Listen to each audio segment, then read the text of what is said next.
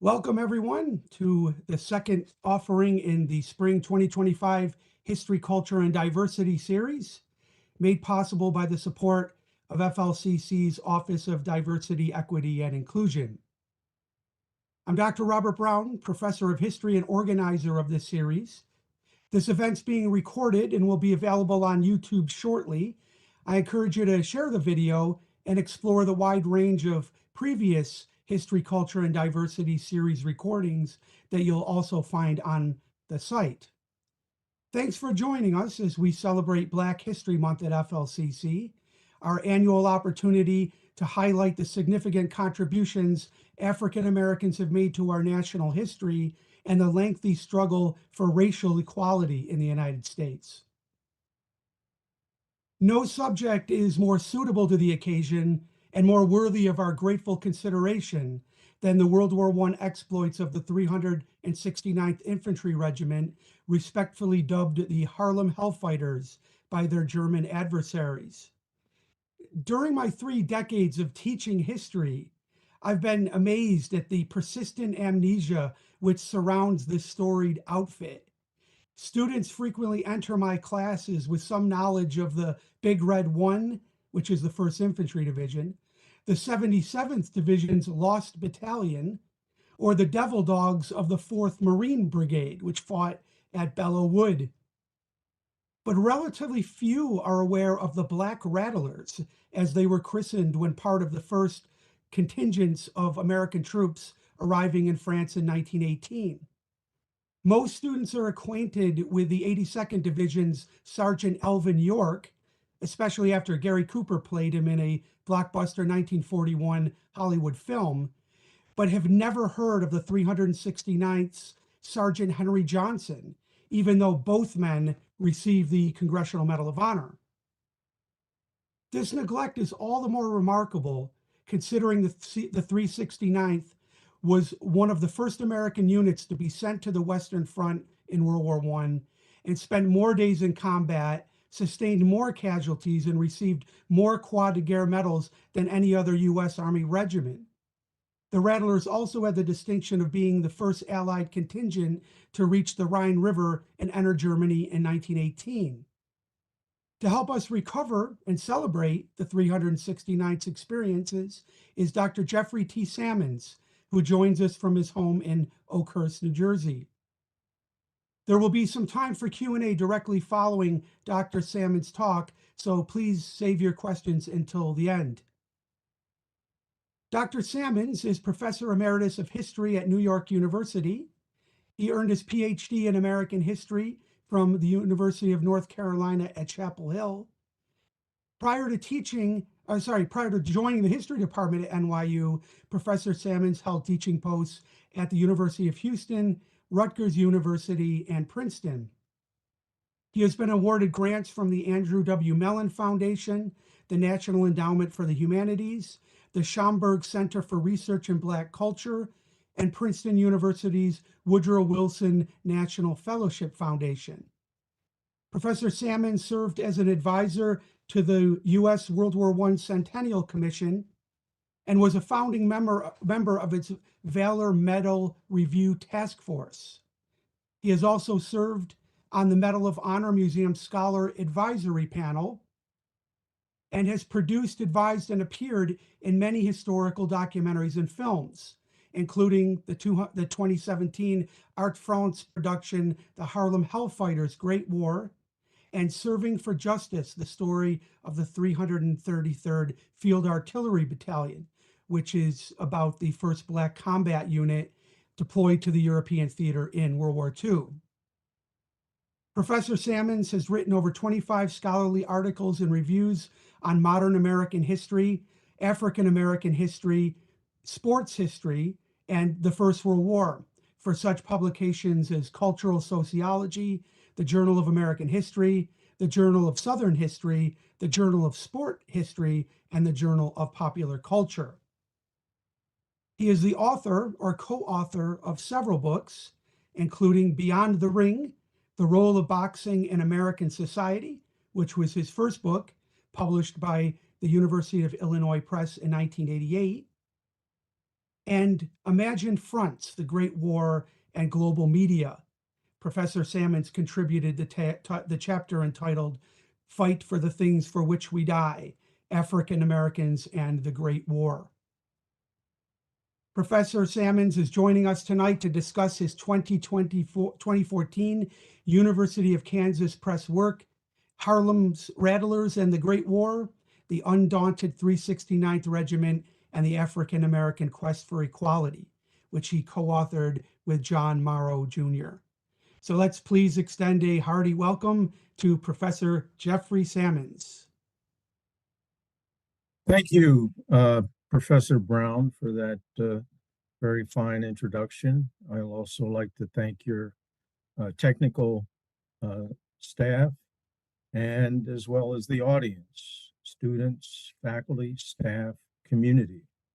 And I hope that I have something of value to offer all of you tonight. I'd like to start with the title of the book. And to try to clear up, or at least from my vantage point and that of my co-author as well, some of the myths that have surrounded the unit and how it came to be known as the Hellfighters. As you can see, the book title is Harlem's Rattlers and the Great War, the Undaunted 369th Regiment, and the African American Quest for equality. So we maintain that Harlem Hellfighters was actually the creation of the American press. And contrary to what many have said, that it did not come from the Germans. One name that William Hayward claims the Germans gave the 369th was the name of Lustiger Schwarzmanner, or it's bad German. It should be Blutdurstiger, but that's bloodthirsty black men. And he claims to have seen this in some kind of report after some action that the 369th took. But I have found no evidence to indicate that the Germans named the unit that. In fact, there's this kind of fascination with devil and hell in describing units, in the American press. Professor Brown mentioned the Teufelhunden, the devil dogs or devil hounds, as it were, the Marine Corps, who claimed also that the Germans gave them that name. Also claimed that the Germans gave the 370th Regiment, the 8th Illinois, originally, the name of Black Devils. They also are said to have called the Scots fighters the ladies from hell because of their kilts. So we think that this is something that the American press, they refer to the 369th as devilish, etc., hellish, that they gave to them. But there is much more historical and something about myth. Myth is harder to sort of displace than fact. It catches on, and now Harlem Hellfighters is actually the official nickname of the unit. But I maintain that the Rattlers is what they called themselves, and it is the name that they were most proud of. And I've seen no evidence to indicate any such mention of Harlem Hellfighters during the war. It came after with the band, especially, which embraced the term Hellfighter. Harlem Hellfighters is alliterative, it's exciting, it's sensational, etc. And for a band, it certainly works a lot better than Harlem's Rattlers. Let me see a slide, Dr. Brown, that will kind of uh, lend itself to support this notion of the rattlesnake as the symbol of the um, 369th, which had been the 15th New York Guard, and I'll talk about that New York National Guard. I'll talk about that soon. But in any event, the first thing we see basically jumping out at us is the rattlesnake. And why is that? Well, the story, and I didn't know this until after the book was published. I actually did some additional research about George Robb and came across a number of insights that were not available to me until I searched his papers. In any event, um, sometime in uh, March of 1918, when the unit had been assigned to the French Fourth Army and the 16th Division, uh, William Hayward noticed, and he's the commander of the regiment, that the French had all these nicknames on their vehicles and equipment that they never labeled them by unit. Um, and so he said, well, we should do something like that too, and decided that the rattlesnake was the quintessential sort of American symbol, going back to the Revolutionary War and the Gaston flag and the motto of "Don't tread on me," and which, of course, has been appropriated in many different ways today.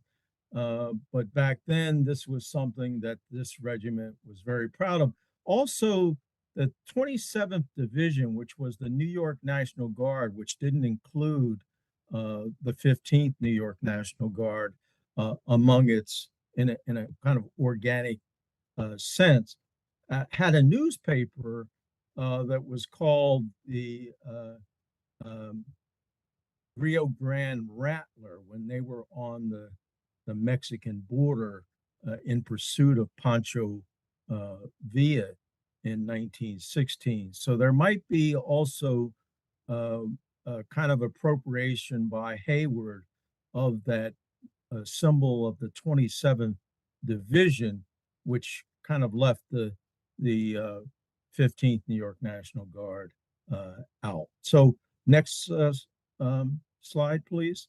So here is the cover to Arthur W. Little's 1933 book, From Harlem to the Rhine, which is about the 15th New York National Guard / 369th Regiment.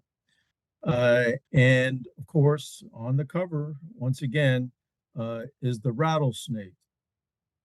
And then after the war, Andy Razaf, who you'll hear from again, who was a poet, actually a composer, musician, poet, writer, who wrote a poem that was an homage to the 15th New York National Guard, and it was titled "Don't Tread on Me." And it's not very uh, well known because it only appeared in print in a Messenger magazine, which wasn't widely circulated and is not easily accessible today. And this is what Razov wrote after the war. There is a wondrous symbol which has come across the sea. It's worn by every member of the 15th Infantry. A snake curled up, prepared to strike, and one can plainly see that by its threatening attitude, it says, "Don't tread on me." O race, make this your battle cry, engrave it on your heart. It's time for us to do or die, to play a bolder part. For the blood you've spilled in France, you must and will be free. So from now on, let us advance with this, "Don't tread on me." So I think this establishes pretty clearly what the real name of the nickname of the regiment was and what it should be.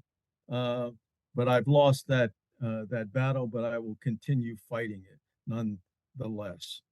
Um, so let me also clarify one other thing, because I've been going back and forth between 15th New York National Guard and 369th Regiment. The 15th New York National Guard was the name of the regiment when it was organized in 1916.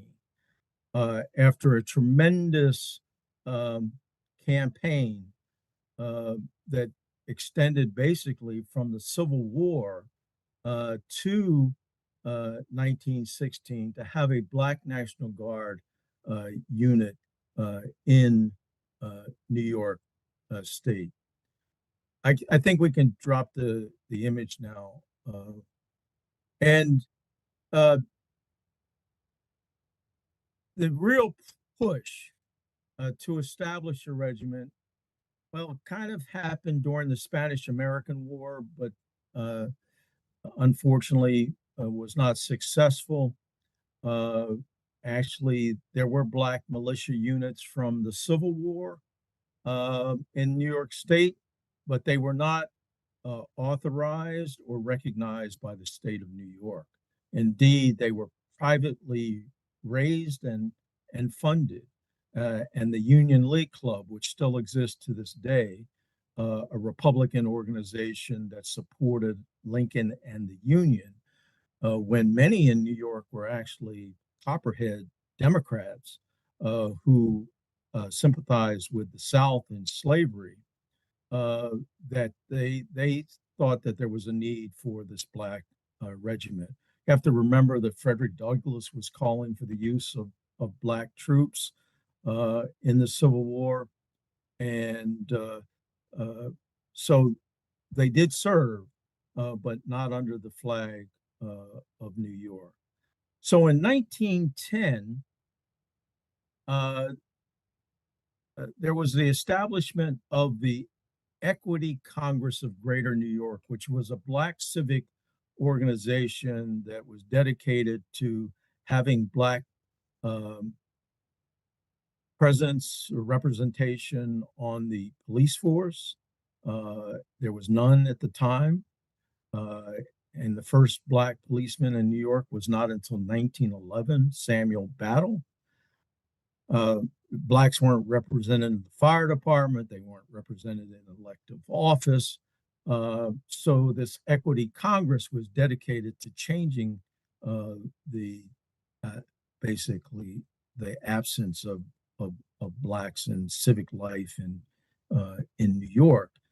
And also, they were determined to establish a Black National Guard unit or militia unit. And their inspiration actually came from Chicago in the form of the 8th Illinois, which had been existed since the 1870s, and also was officered from the top down by Blacks. And so this was a point of envy for many Black New Yorkers who believed that New York was the Black metropolis when Chicago was also vying to hold that title.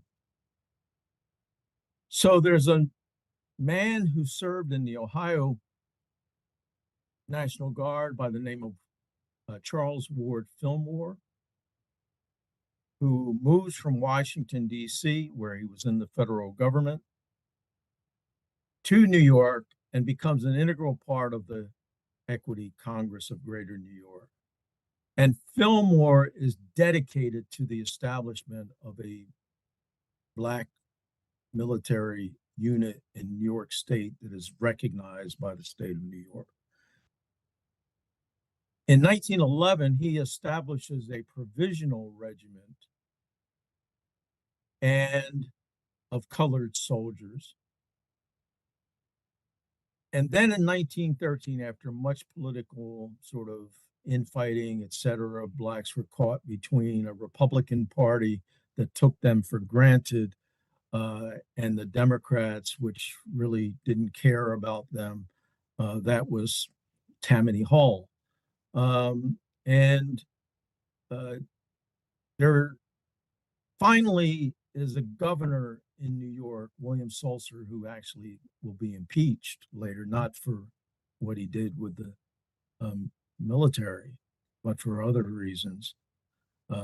Crossing Tammany Hall was one of them.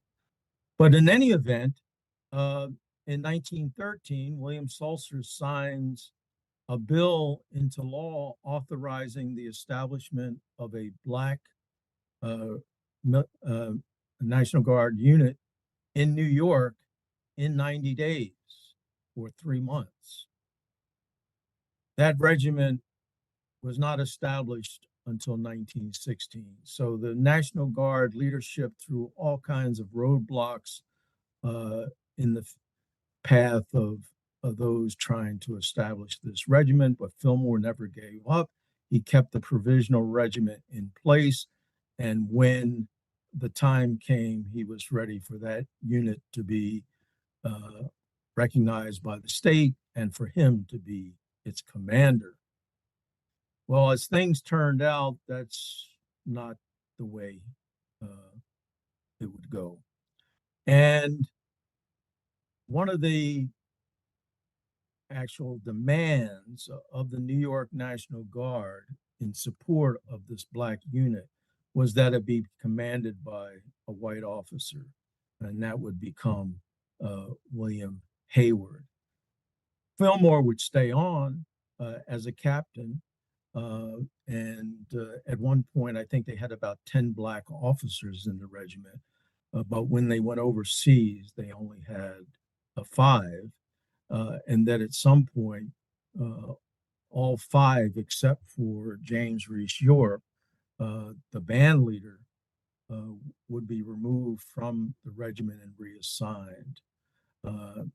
So that's some story to the 15th New York National Guard, which called itself the Old 15th or the Fighting 15th. And then when they were called into federal service by President Woodrow Wilson in 1917, they would be soon after assigned to the 93rd Provisional Division, which included the 8th Illinois, which is becomes the 370th, the 371st, which is a South Carolina unit of regular draftees, and then the 372nd, which was a composite National Guard unit with some regular Army soldiers. Now, there was a great deal of resentment among the members of the 15th New York National Guard that they had been assigned a draftee number of 369. And they carried the state flag throughout the war, which was probably a violation of some kind of rule or regulation. And then they would often refer to themselves as the Fighting 15th or the Old 15th after they returned. They never really accepted the designation of 369th. All right, so that's something about the history of the regiment. Now, there should put this in a larger context of why would blacks want to fight in the United States or state military organization? And the question is, why wouldn't they? And why wouldn't they? Is because of the treatment that they have received as unequal citizens, discriminated against, segregated, and of course, prior to that, enslaved. But blacks had long seen military service as an avenue toward freedom first, and then citizenship. And if they could not serve in the military, then they would not be able to prove themselves as worthy citizens. So we see this in the Revolutionary War, and we even have blacks who were willing to heed the call to join the British Army when Lord Dunmore offered them their freedom. But we also see it with the Continental Army which at first did not want blacks serving. Interestingly, when blacks do serve, they will serve side by side with white militiamen, members of the Continental Army in the Revolutionary War. So when World War I comes around, there's a different dimension to Black participation in the war. And that is that this is a global war. And it gives Blacks the opportunity to show their value on a world stage. It also gives them the opportunity to show their character in ways that they could not before. And as William Pickens points out, who was a field officer with the NAACP, that character is much more important than reputation. Character is intrinsic, it comes from inside. Reputation is something that is imposed from outside. And he saw this as a moment for character representation and character building among Blacks. So we've established that the unit in 1916 becomes the 15th New York National Guard. And I'll give you a little interesting insight. This probably would not have happened but for the war against Pancho Villa, in that it reduced the number of National Guard units that were available for the war and the number of men, and open up infantry slots for these African American units who wanted to be a part of the war effort. And so that's in part how the 15th New York National Guard came into being. So the unit is not given guns at first. It trains with broomsticks and backyards, and in Harlem, it doesn't have an armory. So finally, it's sent to camp in Greenville or Spartanburg, South Carolina, at Camp Wadsworth. And there's almost a race riot at Camp Wadsworth, and this is after there's one in Houston, Texas, at Camp Logan, which frightens the authorities so much that they say, let's get these guys out of the United States before they start a race war here and get them overseas. So the unit was sent overseas in December of 1917, arrives in France in 1918. It goes over as a regiment. There's basically nothing a regiment can do in terms of being a self-standing unit in battle. So the question is what to do with it. Do we wait for the rest of the 93rd Division to come over, those units that I mentioned before? Do we use them as laborers? Do we use them as replacements? Now, the only troops that are combat troops that are Black at this point belong to the 92nd Division, which is all draftees.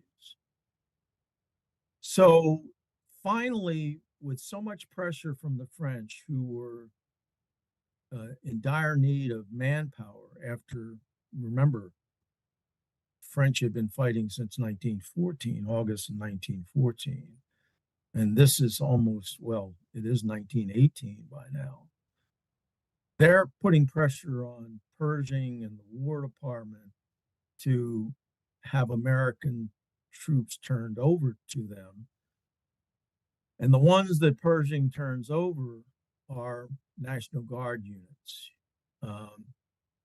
And finally, he relents after using the 369th as labor troops, stevedores, road builders, uh, railroad layers, track layers, etc., and agrees to assign them to the French army, where they're given French equipment. They keep their uniforms, but they're given French helmets, the so-called Adrian, which they did not like at all because that is the helmet the French colonial troops wore. So they insisted that they get back their Brody helmets. So the Americans are very late to join the fray, as it were. And America is starving for some kind of combat hero.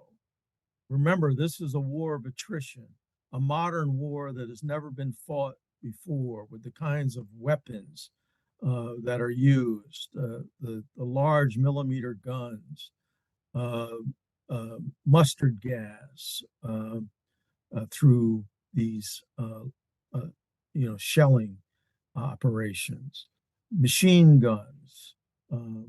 So, and what people don't understand about World War One, because we focus so much on World War Two, that World War One was a game changer in many respects in terms of mass uh, weapons of destruction, weapons of mass destruction, and also how it changed the map of the globe. Uh, and with blacks, it will also be a game changer, although many say that it was kind of waste for black progress. I disagree entirely with that premise, that blacks would see their participation in World War One as proof that they deserved full citizenship and equality. So getting back to the point of being starved for the individual hero, and Professor Brown mentioned Alvin York, but Alvin York's exploits came very late in the war, sometime in October, basically when the Germans were ready to give up. He's credited with single-handedly capturing 150 guys. They didn't want to fight anymore. Um, but there's something that happens in May,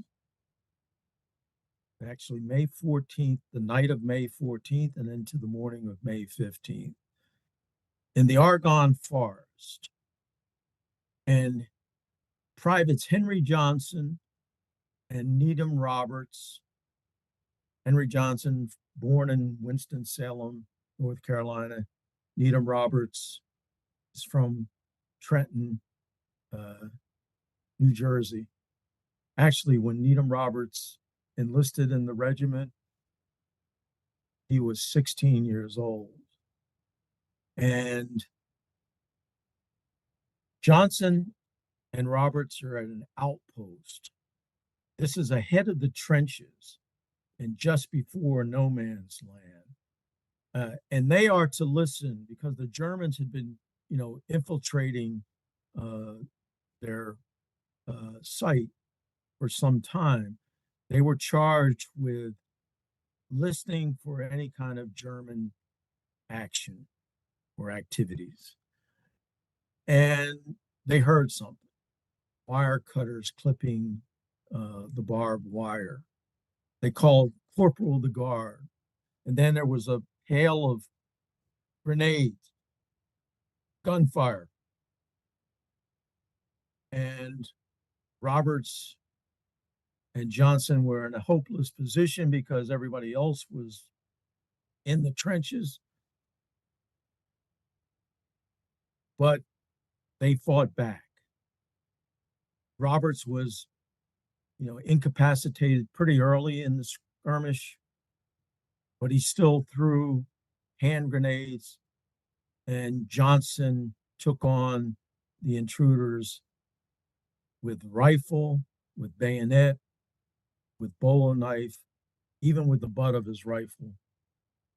And the estimates are that there might have been as many as 24 Germans involved in this raid.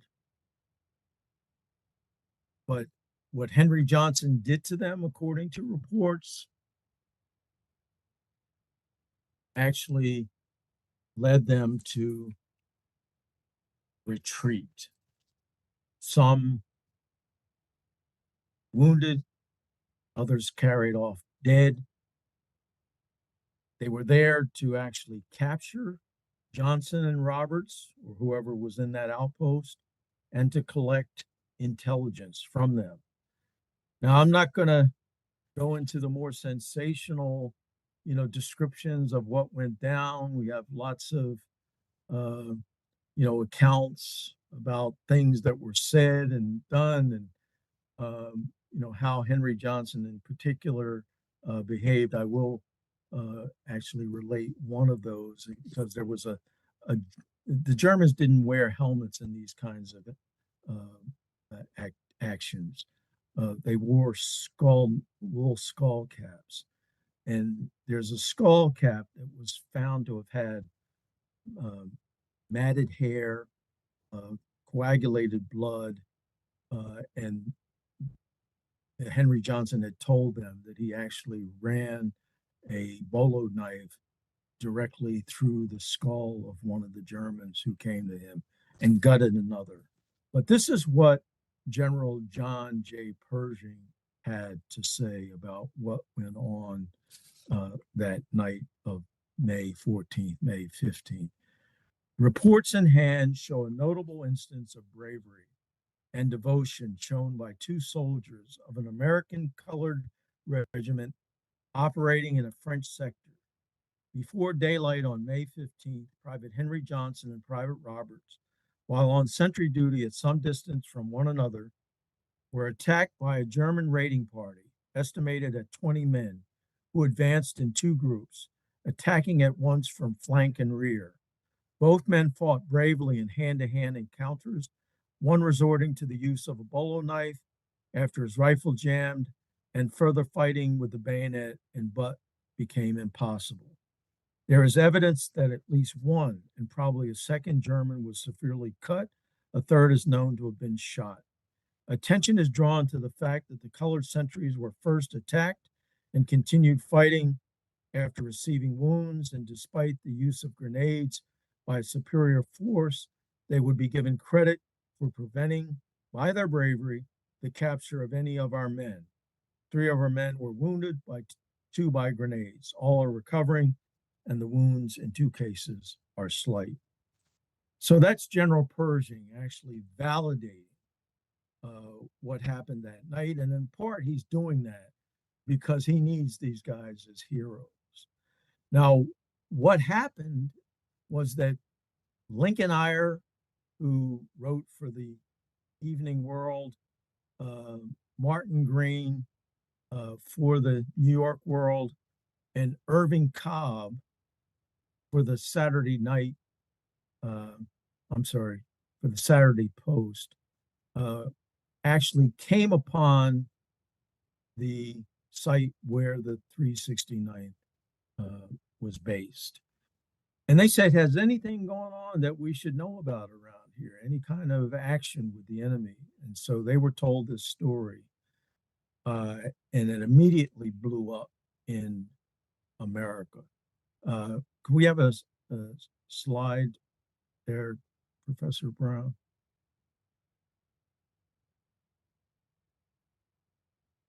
We'll move on.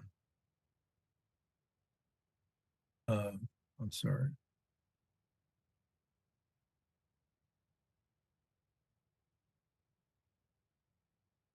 Think okay, right there.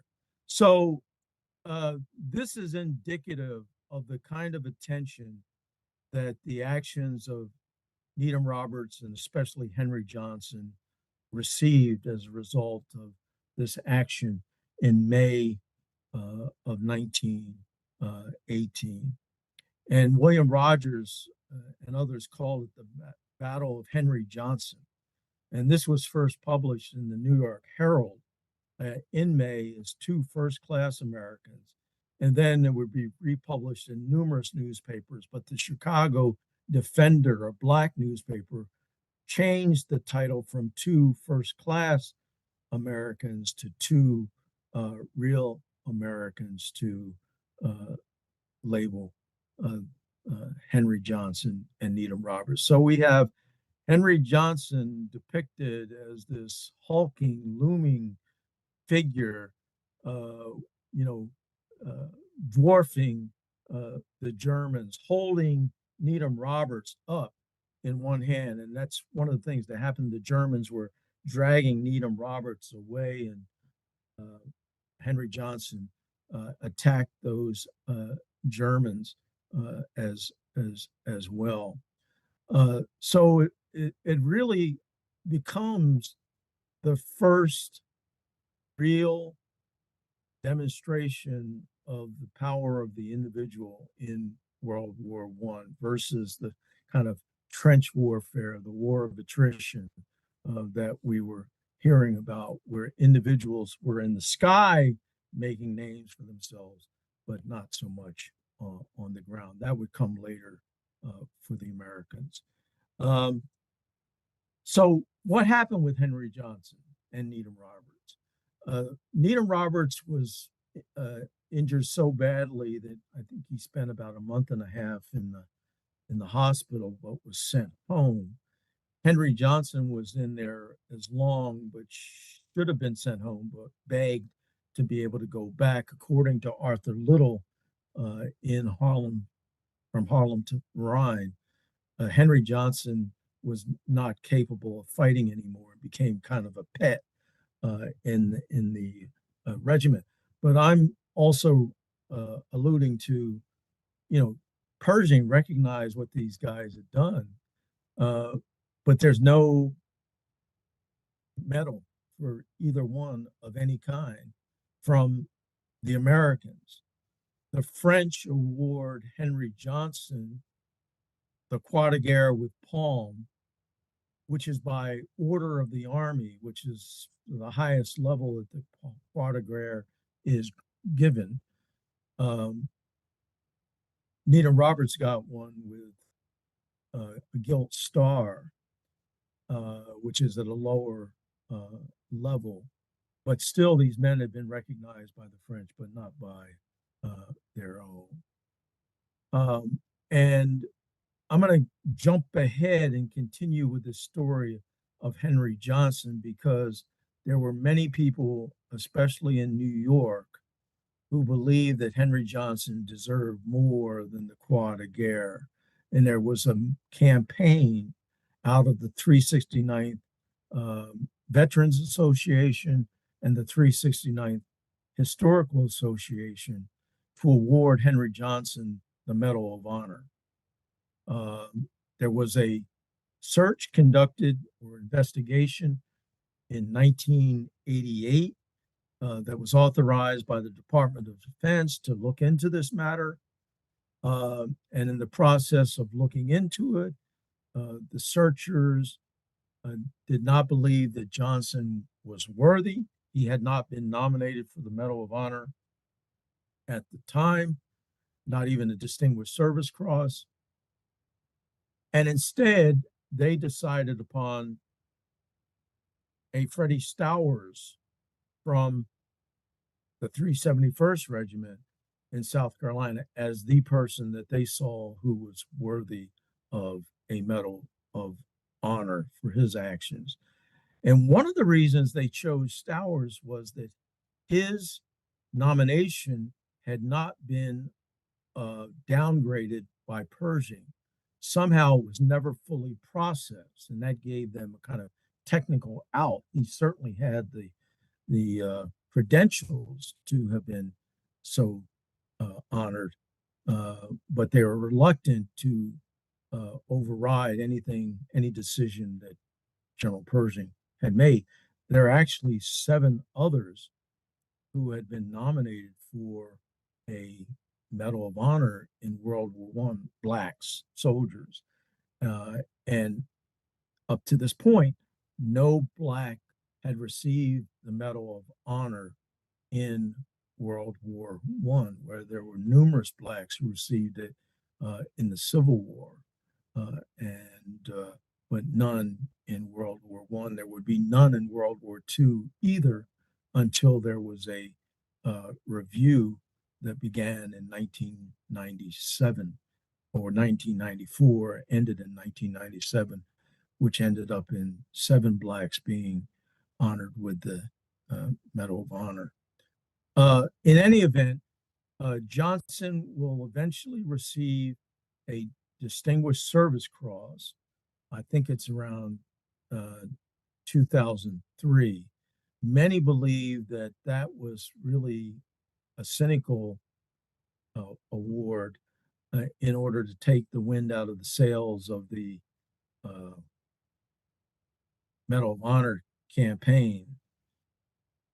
But sometime around 2011, Senator Schumer once again took the mantle and really dedicated staff to finding all the information possible to justify Henry Johnson's consideration for the Medal of Honor.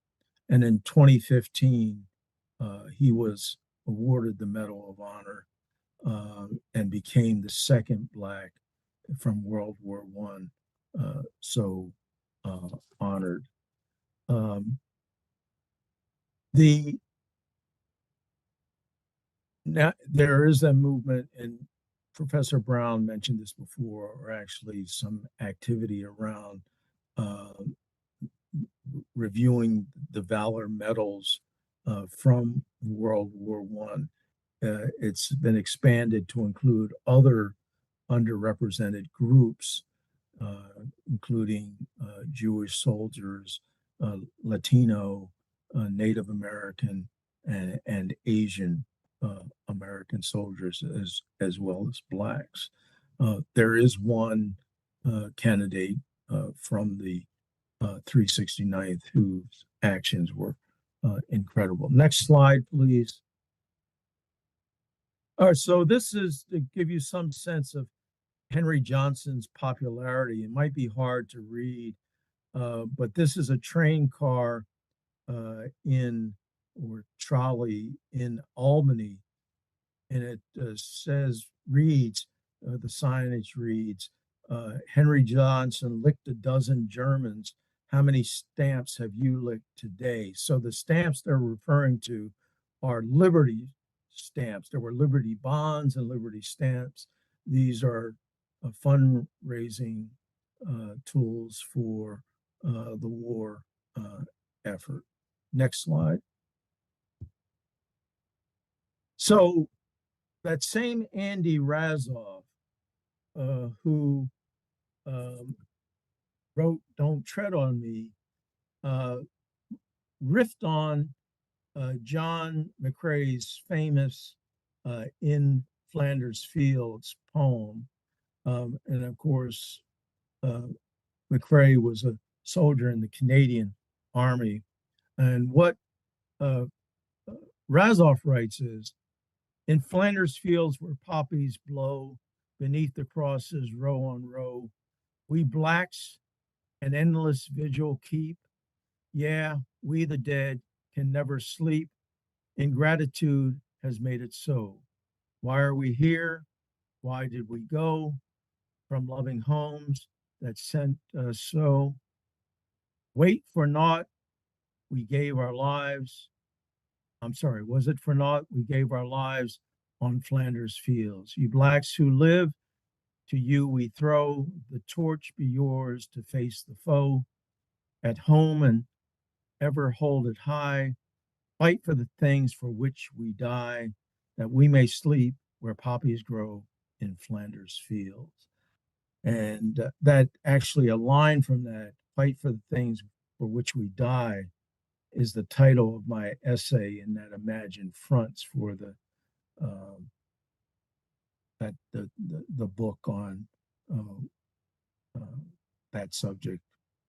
A very beautiful and very useful work on World War One. Next Slide, please. Okay, so this is a chance for you to kind of see Henry Johnson, the person, not the bestial figure, but Henry the hero in the famous 1919 parade. It's silent, so I'm going to talk through it. We could be okay. So we get some sense of this happened in February 17, 1919. Almost didn't happen. The War Department did not want Black soldiers marching through the streets of New York. This is going up Fifth Avenue, which is the opposite direction of most parades. That was to end the parade in Harlem. They are marching in the French formation of 16 across, which is a formation that's never been seen in the United States. It's an impressive display of discipline and determination. Interestingly, Reed Badger, who wrote biography of James Reese Yorks, called it the day in which racism ceased in New York. Well, yes, there were lots of whites in the audience who were cheering these men, who seemed to be very happy and proud. Yet the press treats this as something else. It's for them threatening that these men who are now trained killers, who were before elevator operators, porters, have been transformed by the war into cosmopolitans. The question was, could the genie be put back in the bottle once it escaped? Or put it another way, how do you put them back on the farm once they've seen Gay Paris? So there were all these concerns about what being in France had done for these men, but also what being in war had done for them in terms of transformation. And after all, they had killed white men in Europe. So there was a great deal of angst about them. Some of it was deflected through really hurtful humor. Some of it directed at Henry Johnson specifically, referring to him as sort of a pretentious prima donna, or that his actions had been greatly exaggerated. They invented some kind of minstrel figure who was in a call and response sort of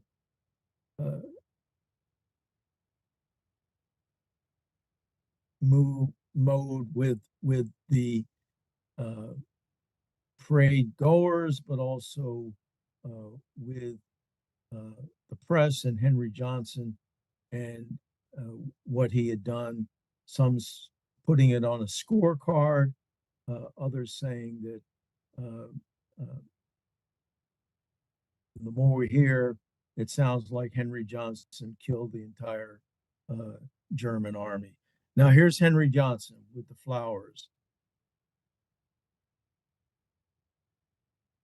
So he is definitely the star of the parade. And this parade, according to David Levering Lewis, is the beginning of the Harlem Renaissance. And it's not so much about the Harlem Renaissance as an artistic movement, as a literary movement, as a musical movement, but the Harlem Renaissance as a political movement in which there is this new figure known as the new Negro, who is willing to stand up for the rights of himself and for his people. And of course, in 1919, the summer of 1919, we have what is known as the Red Summer, in which there are numerous sort of racial conflicts across the nation. Soldiers play an important role in some of these. There's one that comes later in Tulsa, Oklahoma in 1921, which leads to the destruction of the entire Black community and business district. And soldiers were an important element in that as well. So I think it's time for me to draw this to a close and to respond to any questions that you might have. We can talk about that monument, um, but in any event, I'm open to questions. And sorry about my voice. I came down with a cold a few days ago and it's lingering. Well, thank you very much, Professor Salmon, and we can certainly open things up for, I think we've got time for a couple questions. So if anyone would like to pose one, go ahead and hit the raise hand icon in the lower right-hand corner, and I will try to find you and unmute you, and then you can unmute yourself and speak directly, or if you're more comfortable, you can type something in the chat, and I can read that to him.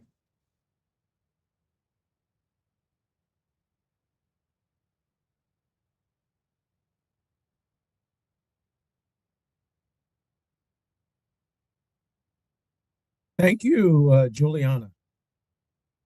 Juliana wrote in chat that she's thanking me for my great work.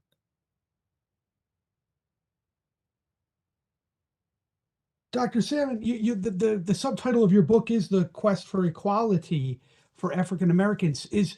Do you think that their service in the Great War appreciably contributed to that? Or are things going to kind of regress, especially in the wake of the race riots that ensued right after the war? Well, not only the race riots, but there was also a denigration and disparagement of Black soldiers in World War I. So Robert Lee Bullard, who was a leading general in the war, attacked Blacks in newspapers, but also in a memoir. Alan Greer, who was a colonel and a chief of staff in the 92nd Division, did the same things, numerous others. There's the infamous Army War College report of 1925, which is against basically the use of Black soldiers in combat and only under carefully sort of constructed circumstances, namely white officers and preferably white Southern officers being in charge. And there are all kinds of claims about Black inferiority, mental capacity, also about being afraid of the dark, not following Black leaders, not being honest, and all these kinds of just wild assertions. Oh, so that would seem to, go along with the point that you're making. Did this really help advance Blacks? My point that I always made to my students when you're looking at whether Blacks benefited or not, don't look at exterior forces. Don't look at how whites responded. Look at how Blacks saw something and know within themselves and internalize what they've seen, that they can't go back to where they were. And in fact, I wanted the title of the book to be Never Retreat. And it wasn't just about the soldiers, but it was about Black struggle, freedom struggle. And I think that Blacks saw from people like Henry Johnson And I didn't mention that the entire regiment received a croix de guerre. 174 individuals received it as well. So it says something about what the French thought about them, but what they did could never be erased. And what they did was also important to what would happen in World War II, although there was a repetition in many ways to what had happened in World War I to blacks, but there was building on that experience as well that will lead eventually to the integration of the Army, which happens on the ground in 1951. 1948, of course, is Harry Truman's executive order. Uh, I Yeah. saw another question, but it disappeared. Of course, the cultural capital of African Americans increased markedly, particularly on the global stage, right? This is one of the significant American exports of the war era was ragtime and jazz, which now goes global and helps to launch us into the roaring 20s, right? Yes, but I also we deliberately downplayed that dimension of the black, experience in World War One because it had been given so much attention. Nobody denies the sort of greatness of blacks in the, musical realm. So we wanted to really emphasize, and we do, address James Reese York and the band and its importance, but it's not nearly as important as those who were fighting and those who were leading. Um, I see Lauren had her hand up. I just caught that. Lauren, do you want to pose a question? If so, if you could raise, I don't see, if you could raise your hand again, I'll try to unmute you. There we go. Let me try to, okay, can you try to unmute yourself? There we go. Hi, can you hear me? Yes. All right. So I typed it in chat, but I kind of wanted to speak verbally. How do you think we can continue to push this racial equality for Black people in a positive direction? Because the last thing I want to happen is for us to progress backwards, if that makes any sense. well, we've got a real struggle on our hands.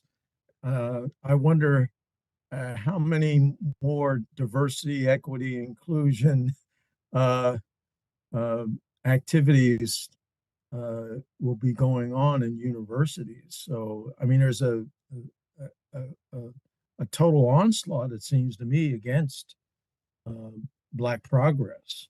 I know. And of course, Blacks and their allies will have to take this on directly, and perhaps at some point to the streets. It's certainly to the ballot box, but that's, you know takes time. But we can't sit back and just get steamrolled as we are right now. But it's a very, very scary situation. And of course, earlier in the new Trump administration, uh, basically the 1965 action that Lyndon Johnson had taken to desegregate and end discrimination in federal government, seems to be um, gone, if or certainly in danger. So I worry, but it's going to take concerted action and not acceptance of you know what's going on now. The 369th certainly is uh, more visibility than it has, thanks to works like yours and the erection of the monument that first in France and it's sort of replicated in the United States. The renaming of Harlem, was it Harlem River Drive to Harlem Hellfighter Drive. Does the one of the questions in the chat is, does the 369th still exist as a formal uh, uh, unit in the American military? Well, its lineage does, or its legacy. I'm not sure what the designation is right now. It's a brigade. It's no longer infantry. It's been transport. It's been support. And in fact, in World War II, it was changed from infantry to coastal anti-aircraft artillery. So it's there, but in a very different form than what it was. Back to the monument, which raises another important point about recognition. General Pershing would not, he became the head of the Battle Monuments Commission, which takes care of all the American cemeteries and monuments in various places in the United States and around the world. He said that that the lowest level unit that could have a monument in its honor was at the division level. So for the 369th, it would have to be a monument that was for the 93rd Division. So in I believe it's 1994, this group of American private citizens, and I think in consult with the French government, erected this monument in Seychelles. So the American Battle Monuments Commission has nothing to do with that monument that was erected there way after the war. In fact, Hamilton Fish, who didn't get mentioned tonight, the famous Fish family, was a captain and then a major in the regiment. He fought for a monument for the 369th, but then when Pershing made that ruling, he gave up on that. In terms of the myriad challenges, the 15th New York, and all of the other African American units that would eventually serve and were willing to serve. President Wilson, I mean, he's come under fire because of his obvious racism.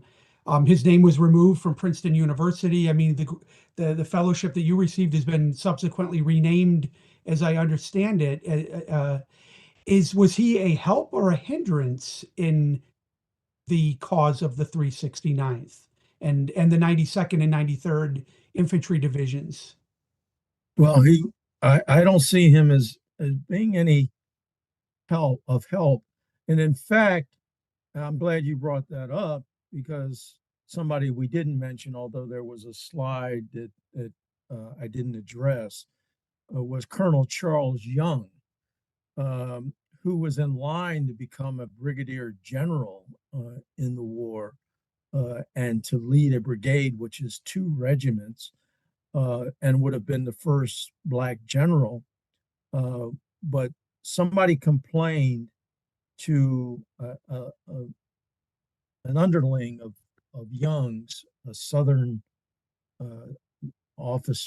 young officer, complained to his senator, I think it was Williams, about this Black being his superior.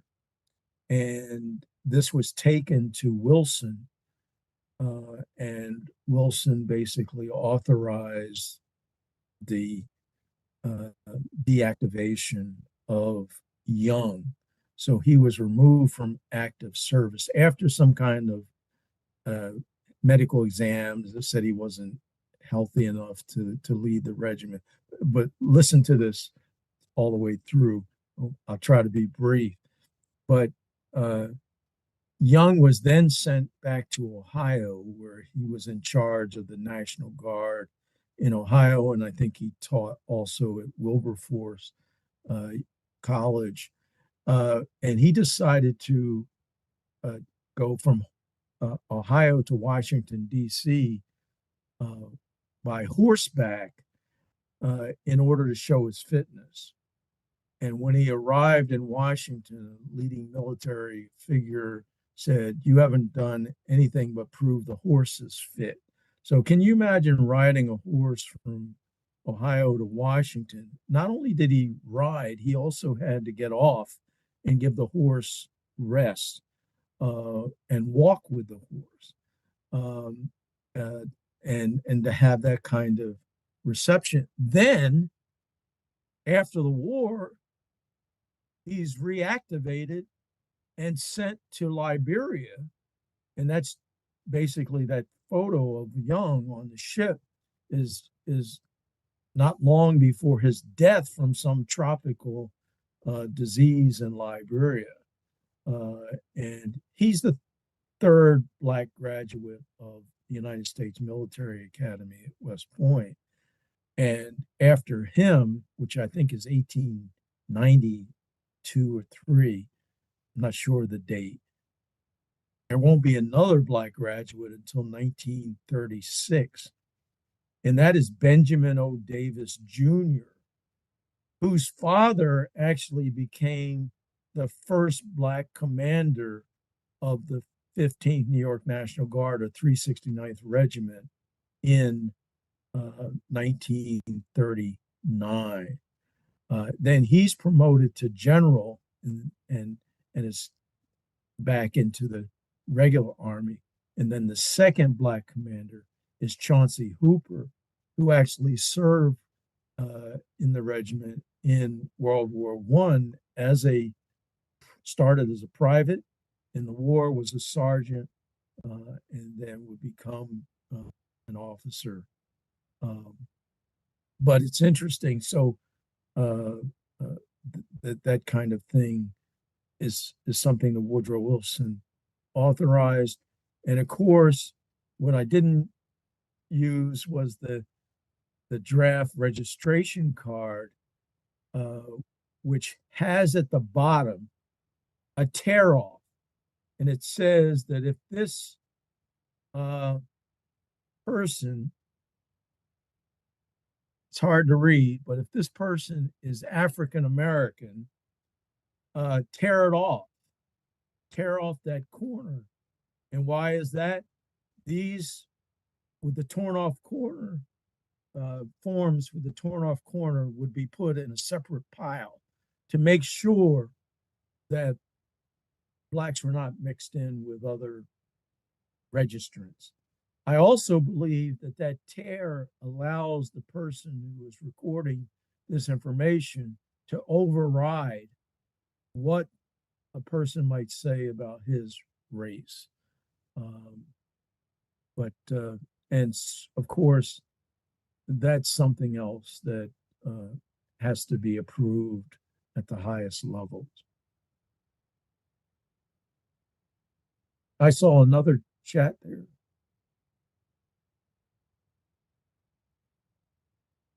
Sorry.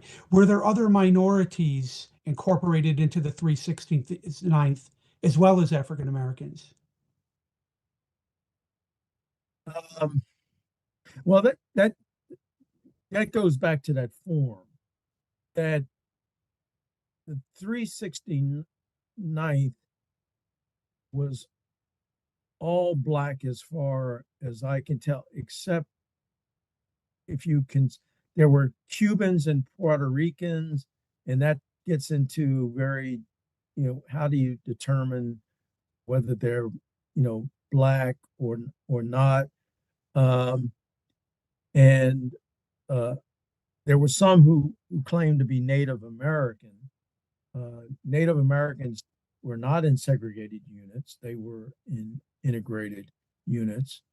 And so were Latinos in integrated units. I think there were some all Chinese units out of New York.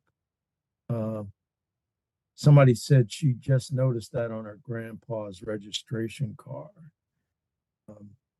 But that shows you the kind of formalization of racial discrimination in such as kind of small but very effective way. Okay, well, it looks like we're at the end of got plenty more questions, but we've run out of time, unfortunately. With respect to that post, if the sender wants to email me, I can help track him down. If he served in the U.S. forces in the First World War, we actually have a more complete set of records pertaining to First World War servicemen than we do for the Second World War, at least at the moment. So if you want to email me, I can see what I can do in helping you get some information on the unit that he was posted to. Okay, well, I don't see any more questions in the chat. There's a lot of positive feedback. Everyone enjoyed your talk. This has been extremely informative, and we appreciate you coming and sharing your time with us. And I'll, end with a plug. The book is outstanding. There are there are other books, articles that have been written about the Harlem Hellfighters, but this is the best. This is the most comprehensive, authoritative, thorough study of the Harlem Hellfighters and their place in American history and the history of the First World War. So strongly recommended. Okay, well, thank you very much, Dr. Sammons, for joining us tonight. Thank you for having me. I really appreciate it.